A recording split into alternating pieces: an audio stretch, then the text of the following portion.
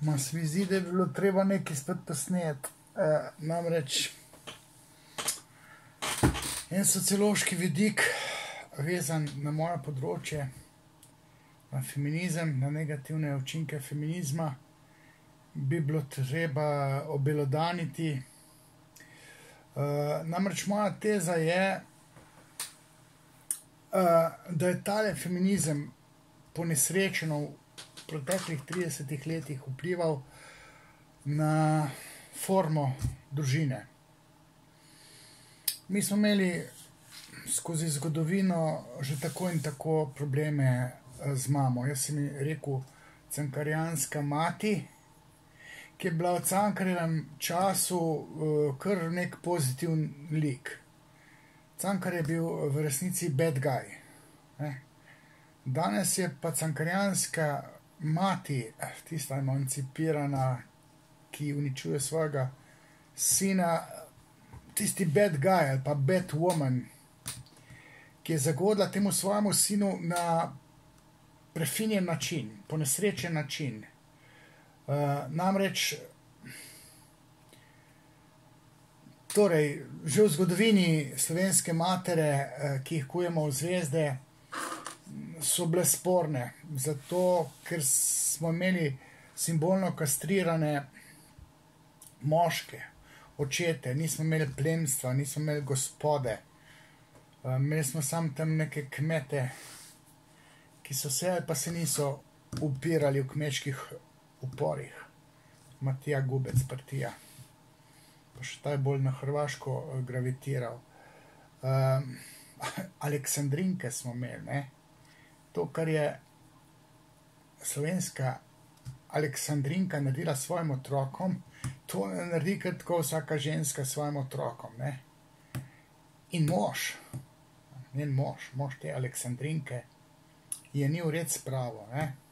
Bila je svoja glava že v enem arhetipskem smislu, ta slovenska ekstremistično negativna mama Aleksandrinka. Cankarjanska mati je bila pozitivna.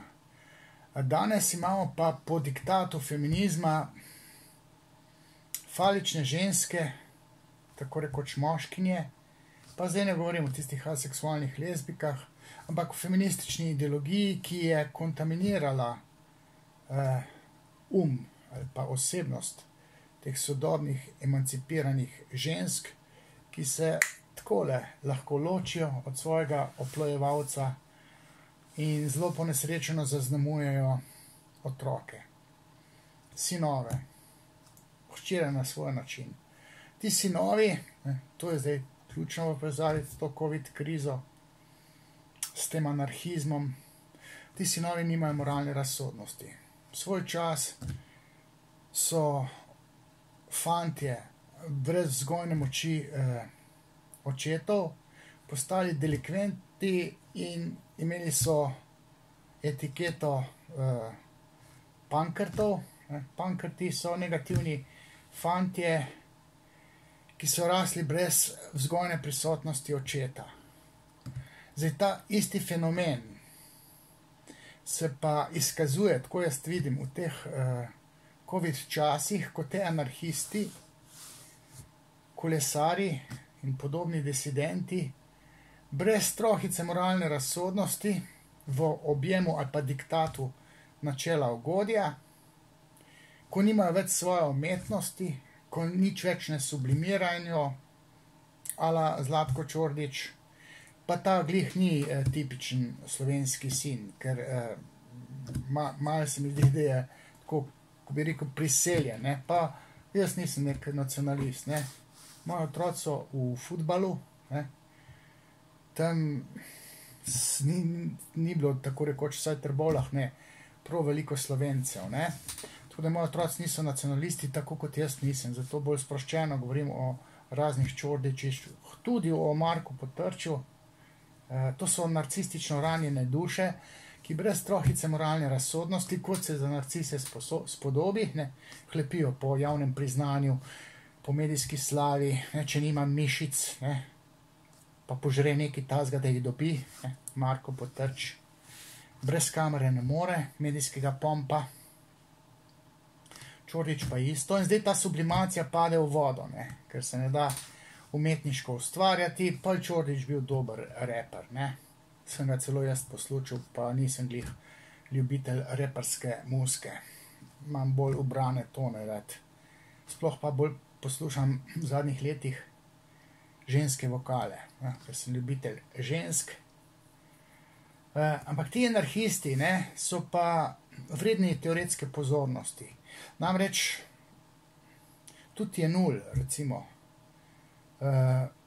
ni imel dostojne primarne družine, ločene starše, in v ozadju tistih anarhistov, ki delajo zdaj zdrahe, ko bi vendarle morali vsi ti bratje skrb stop, ne, ker če je v družini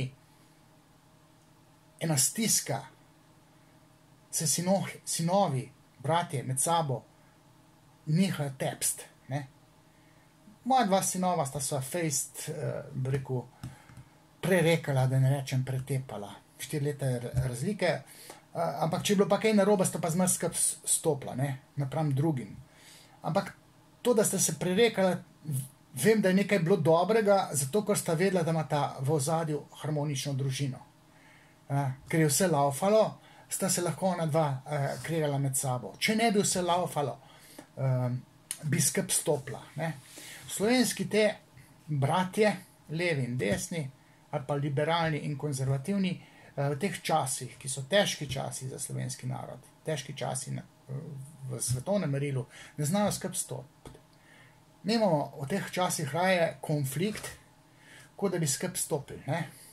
In ta konflikt perpetuirajo ti anarhisti, ki bi na eni strani nebrzdano uživali, ki ne bi spoštovali ukrepov, vladnih ukrepov, ki so pač desno koncipirani, ne rečem konzervativno koncipirani, ampak restriktivno koncipirani pod poveljstvom desno-sredinske vlade. Ampak v ozadju je pa medicinska stroka, ki se jo posluša. Ne samo slovenska, tudi svetovna. Namreč razni NIJZ-ji so po vseh državah sveta, ne, in slišijo se med sabo oziroma se kopirajo. Pri nam ni fiksna ideja, kako ukrotiti narod, ampak je, rekel, imperativ, kako narod zaščititi pred tem smrtonosnim virusom. Zdaj to, da je smrtonosen, ne, pa da temu nekateri oporekajo, to je nepomembno, ker tisti, ki oporekajo, blage veze nimajo v tem covidu. Ampak medicinska stroka pravi, da je covid smrtonosen. In ne moreš se zdaj pametnega delati, če blage veze nimaš o mikrobiologiji, o epidemiji, infektologiji. In v tem trenutku moraš pa 2 koraka nazaj stopiti, jaz sem tega sposoben, pa sem pameten kot sam Satan. Ampak znam pa biti tiho, kadar mi zmanjka pameti. Ti anarhisti ne znajo biti tiho. Zakaj že? Zato, ker imajo v svojem nezavednem jedru nek patos. Se pravi, nezavedno jedro je krivo, da delajo galamo, smetijo po družbi s temi protesti in ne znajo biti krotki. Spoštovati ne znajo ukrepov. Zdaj, pol leta nazaj, tam nekje aprila, se mi zdi, maja, sem faktoriziral tako hipotetično, kdo zdaj kolesari, ne, kdo protestira, in zdaj v teh časih ni nič drugače, ne, in sem prišel do enih faktorjev. Ne, prvi faktor, govorim o statistični analizi, hipotetično govorim zaradi tega, ker FDV tovrstne statistične raziskave javnomnenjske med protestniki ni delal, pa bi jo lahko. Jaz sem magistriral iz motivacijske strukture, latentne strukture, sam sem opravil faktorsko analizo, to je multivariantna metoda, skozi katero se preko faktorizacije izolirajo določeni faktori. In če bi se lotili protestnikov z namero ugotoviti, zakaj protestirajo, bi prišli do enih 3, 4, 5 faktorjev, odvisno od analize variance, kdaj bi jo zaustavili. Če bi jo zaustavili na 3 faktorjih, bi se na prvem faktorju izoliral faktor besa do Janše. Bes do Janše imajo anarhisti, ki so imeli probleme z lastnim očetom. Bodi si ga ni bilo, bodi si je bil simbolno kastriran. To, kar je glavni očitek feminizmu, moj očitek. Namreč feminizem simbolno kastrira očete in ti očeti nimajo vzgojnega vpliva na svoje sinove v smislu, da ti sinovi ne razvijajo moralne razsodnosti, ko odrastejo. In s temi anarhičnimi sinovi ima Slovenija v tem trenutku problem. Ne spoštuje ukrepov, zdaj bo ura 9, malo čez 8 je, ko tole snemam. In ti anarhisti bodo stopili na plano in se zoperstavljali ukrepom kot tisti poosebljeni avtoriteti, ki simbolno zastopa očeta. Se pravi, bes proti Janši je prvi eklatanten faktor, ki se je po mojem mnenju izoliral na tem prvem faktorju. Če bi se šli faktorsko analizo, pa analizira motivacijsko strukturo teh protestnikov. Prav faktor ali pa taksonomska analiza je tudi lahko tukaj, pa bi bili grupirani, se pravi ti predvsem moški, agresivni, popadljivi, tudi mogoče njihove priležnice, ampak one bolj gravitirajo nek faktor sugestibilnosti zgledovanja po moških. Pobudniki protestov so testosteronski falični moški, ki v svoji osebnostni strukturi nimajo nadjaza, nimajo moralne razsodnosti. So predodipalci, nepravilno so razrešili Oedipov kompleks, so patološki narcisi, večinoma, ali pa te vodje so patološki narcisi, nekateri celo tako malo v histrioničnost gravitirajo, če zdaj uporabljam psihiatrični jezik. Na enem drugem faktorju bi se znali izolirati neki nepotrpežljivi levičarji, ki so prikrajšani za nebrzdano uživanje. Se pravi, načelo ugodja jim je kršeno. Jasno, če je kriza, če se moramo držati ukrepov, oni ne morejo uživati. Načelo ugodja je pa ključno v psihičnih procesih, ali pa če hočemo razumeti, kako se obnaša družba, moramo razumeti načelo ugodja, Freudova načela ugodja. In te, kot jih jaz vidim, disidenti, protestniki, ki bi radi nebrzdano uživali, imajo svojo skupino, svojo grupo taksonom ali pa svoj faktor nebrzdane uživanosti, uživanja, do katerega bi se pravi nebrzdano uživanje, za katerega so prikrajšani in potem protestirajo. Ne znajo biti krotki, ne znajo zobe stisniti in te predstavljajo eno pomembno grupo v teh protestih. Potem so pa tukaj še neki po defaultu, bi se jim dalo reči, lojalni levičari. Vedno volijo leve stranke. Zdaj, da je nekdo politično opredeljen, bodi si levo ali pa desno, ali pa liberalno ali pa konzervativno, je pomembno v povezavi z doživljanjem družinske politike, ki so jo, pa ki smo jo vsi doživeli v otroštvu. Vsaka družina ima nek svoj svetovno-življenjski nazor, in ta družinska politika do družbe, to način življenja, je prvi ta fundamentalni temelj, na katerem človek gradi svojo politično opredeljenost. In tega ne moreš kar menjati. Zdaj, jaz sem po srcu levičar, ampak ker vidim, da je vse narobe v tem trenutku, pa že več let, na tej moji levi strani, ko sem vse to dojel, vse to prodelal, prišel do nekih uvidov, vidim, da ima moja levica ena dolga oslovska ušesa. In zato sem z lahkoto, ampak sem tak tudi po naravi, nekonsistentni levičar oziroma konzervativni levičar. Zato jaz lahko tako na videz prestopam iz levosti v desnost oziroma iz liberalnosti v konzervativnost. Bil sem pa deležen neke politike, moje družine, politike pod narekovaji, v mojem otroštvu.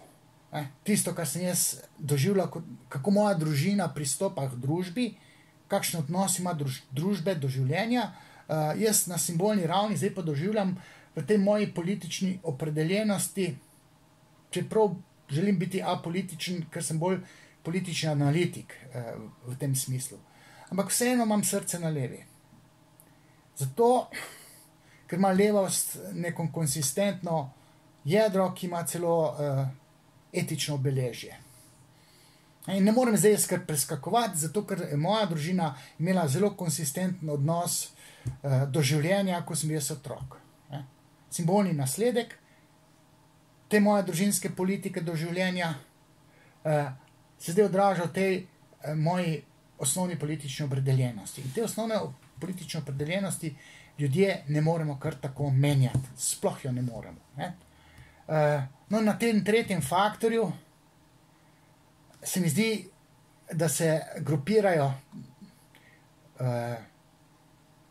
levo lojalni volivci, ki se jim ne da identitetna hrbtenica lomiti, kar počne slovenskemu narodu pa desnica, s temi pogledi na polpreteklo zgodovino, na enobe, revolucijo, socializem, Tita, etc. To je recimo napaka te aktualne desnice. Namreč Slovenci, po mojem videnju, so precej konzervativni. In na levi se mi zdi, da je prostor za neko konzervativno levosredinsko stranko. Seveda mene ne vleče, nikakor me ne vleče v politiko, ampak če bi šel, bi se vključil v levo konzervativno stranko. Ker te v tem trenutku še ni, tudi v SMC-u ali pa DSS-u tega ni zaznati. Zato, ker je ta feminizem tako rekoč ohromil slovensko družbo in point mojega tega videa je pač ta, da je feminizem z enačenjem spolov simbolno kastriral očete, moške, ki ne morejo dostojno očetovati v oedipalni fazi svojim sinovom. In ti sinovi ne morejo zaradi simbolne kastracije očetov v svoji družini, primarni družini, ne morejo razviti dostojnega moralnega razsojanja. Imajo materinski nadjaz oziroma so nekakšni predoidipalci, ko počnejo neke pizdarje, jih vest ne peče. So anarhisti, ustvarjajo družbeni kaos. Anarhisti so zato, ker ne znajo spoštovati vladarja. Anarhisti, tisti, ki ne spoštujejo očeta. To je bil moj point tega današnjega videa. Zdaj, ali se strinjate z menoj ali ne, to je vaša stvar.